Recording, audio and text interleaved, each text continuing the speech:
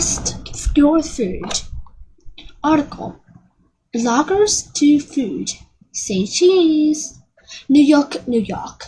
In an age of digital cameras and internet, it is easier than ever for the average person to publish details about his or her life experiences, from the momentums to the mundane.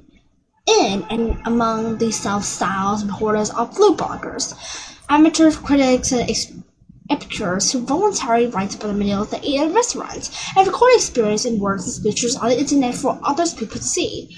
While the blog, short for web logs, can serve as free word-of-mouth advertising for dining establishments. The practice of taking photographs in the midst of mealtime is receiving mixed reviews from restaurant chefs and proprietors. Chef Mark Murphy, owner of 2 restaurants in New York City, is one restaurateur who welcomes food bloggers and recognizes their potential expeditiously spread the word about his eatery offerings. For example, Murphy recently created a Surfer Sunday, especially at one of his restaurants. Within a day and a half, he said, review and pictures were posted on the internet.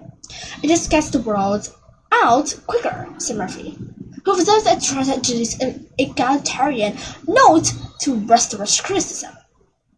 It was challenging, and everyone got an opposite opinion. Like Murphy, Grant Adesant, who owns the Alina X restaurant in Chicago, embraces the internet as a new video of disseminating dining information. But he's concerned about the amount of time some bloggers spend photographing the food before they can eat it. He wishes they can just sit and enjoy their artfully prepared meal while they're hot. It's a double-edged sword for everybody. Achas says the guests make his choice whether not to prioritize documentation of the food of the experience and perhaps subject themselves to a less experience or a less complete assumption of the vision of the restaurant or the chef. Take the diner who recently ordered one of Alina's signature dishes, hot potato, cold potato, in which a Melba-sized beer, a piping hot Yukon gourd, is dropped into the bowl of 40 degrees Fahrenheit potato soup at the pole for a spin. Eating in the culinary equation at the proper temperature is key to the experience. Yet by the time the food has been manipulated with the perfect configuration to capture photos of it in ideal lighting, I guess what the blogger probably ended up quitting the most warm potato. Still, Achad says, I never that grumpy guy that's like, put the camera away. Achad did recently express his frustration with the overzealous bloggers in the internet post, however. At times her gets that a little bit rude or presumptuous about it, and that's kind of offends me a little bit, as Achad says. Even then, we'll let them do the thing. The post is the result of the fewer cameras toting dinner style. Internet has only increased in restaurants, which recently named number 1 in the U.S. by Restaurant magazine.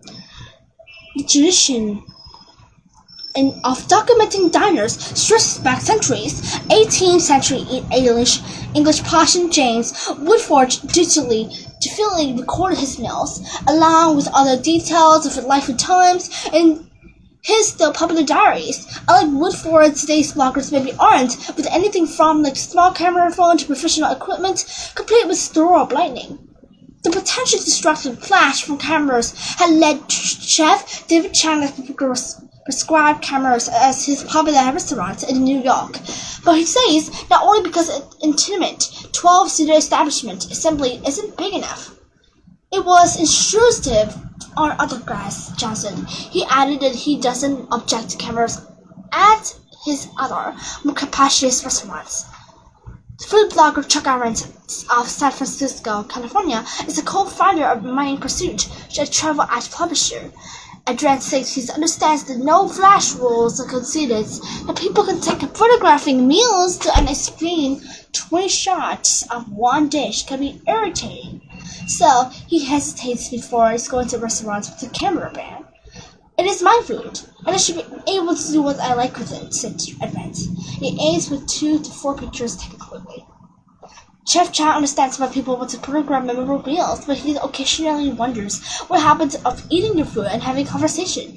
Attached to much is about the voluntary documentarians and potentially missing out on the dining experience they're trying to record. The priority becomes capturing that memory, Acha says. What in fact is no memory because you didn't actually live in that moment. The Associated Press contributes to the story. Negation, capacious means spacious meaning. Configuration means arrangement in a particular form. Egalitarian means having to do with or resulting from the belief that all people are equal and deserve equal rights and opportunities. Expeditiously means speedily, promptly. Epicurus means a person who appreciates good food. This is the end of the definition and read about Bloggers to Food Say Cheese in Broadcast to Food, article number 1. Article number 2 is only a picture. Thank you for listening.